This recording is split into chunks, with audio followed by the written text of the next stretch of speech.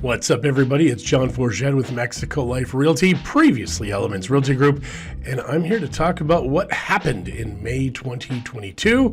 It was actually a month of surprises, and I really genuinely am surprised. But when you compare it to the rest of the world, not really. So let's find out exactly what happened in May 2022. We are going to look at Puerto Vallarta Condos, just the whole condo market. It's not by area, it includes all areas of Puerto Vallarta. And we start here. The number of listings 1 year ago were 643. Now we're at 430. Now, based upon all of the sales we've had, etc., it's not a shock as to what's happened here. But you're going to see a little bit later on that there are some shocking things that are going on at this second. Now, when we look at listing prices here, you can check this out yourself. The only thing I want to show you is that you can turn these off and on yourself and see to drill down exactly and find out the answers that you're looking for. Also, if you look online at mex.me/reports, we will show you all of the areas broken down by condos and houses, well, kind of the top 10. So like I said, mex.me/reports.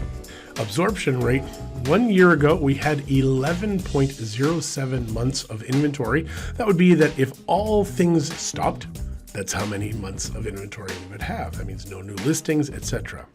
Right now, we're at 4.5 months. That is the lowest I have ever seen it in this area. Now, our sold to list ratio, that's kind of gotten a little bit larger of a spread. We've got the sale to original list price ratio. There are some properties that hit the market, prices went up while they were on the MLS, and there are other properties that have gone down as the MLS has happened. But now we have no crossing.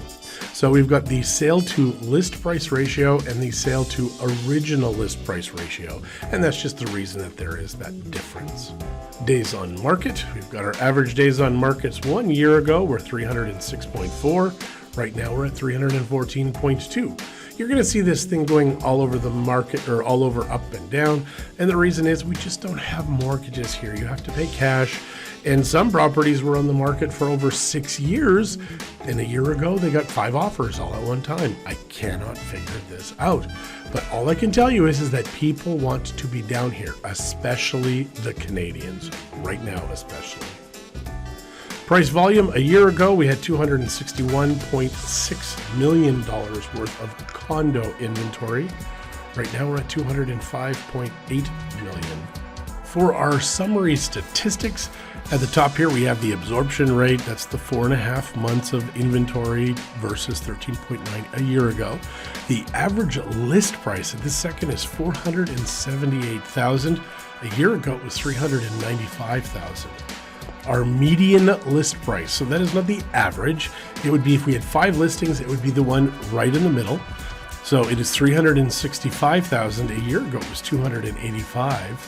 Our average sale price a year ago was $323,000. Right now, it is $415,000. Our median sale price, $342,000. A year ago, $299,000. Our average days on market was 461 days a year ago. Right now, we're at 314.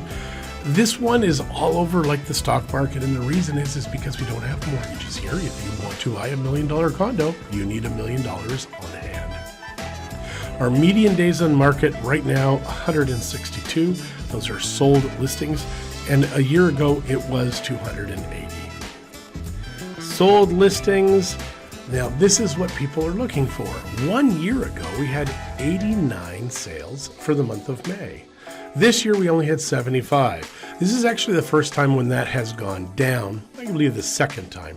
But based upon the pending, which is coming up here, that is where the intriguing thing happens. So if we look at pending listings for May 2022, we currently had 76 last month. That's people that signed paperwork saying they want a property and they're going to buy the property, and 99% of those happen. Well, a year ago we had 119, so that has gone down. But the sold listings has also gone down. And let me show you why that probably isn't a good thing. Well, for our active listings, a year ago we had 740, now 430. it's gone down considerably. And then when you look at new listings, we see a year ago we had 138 for the month of May. Now it's 20. Guys, we have all of these things. We have so little inventory hitting the market. We're selling a lot. Yes, it's not as big as it was last year, but it's still, when you look at the number of listings versus the amount of inventory we have, it is getting smaller and smaller and smaller, and that's just pushing the prices up. The other issue here is now the Mexican government is saying that if you want to buy a property, you need a tax ID number. So we have all of these things that are going to slow the market down, but at the same time, it is still going to happen. Now, all of Mexico is supposed to get RFC numbers, which are like tax ID numbers, and there are many, many Mexicans that do not have them. They've now been instructed by law they have to have those. So what's going to happen is we've got lineups at the tax department, and right at the second, they're only taking Mexicans first. Also, selling capital gains exempt, getting harder. Now the Mexican government is saying you must need a permanente, not just a temporal. A permanente is a permanent visa, which is a temporal that has 4 years added onto it. So it's getting complicated to sell capital gains exempt. You also have a weakness of the peso compared to the US dollar, so there are a lot of taxes that are going to be due, especially for buyers that bought 10, 15 years ago. So I really do think that we are going to continue to have little listings hit the market. It's not going to be big. So if you want something, you really need to have somebody here who is working for you, because so much is selling without even hitting the MLS. It's just private sales. I think we've had 10 or 12 of those this year. So if you have any questions about Mexico real estate, please call us 1-888-5-MEXICO. You can email me, John, John, at Mexico Life Realty.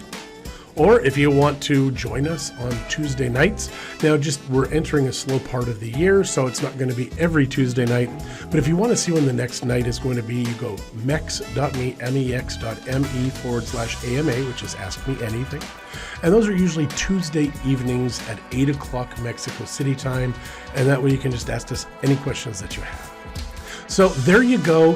Thank you so much. Let's see what happens next month in June. Bye now.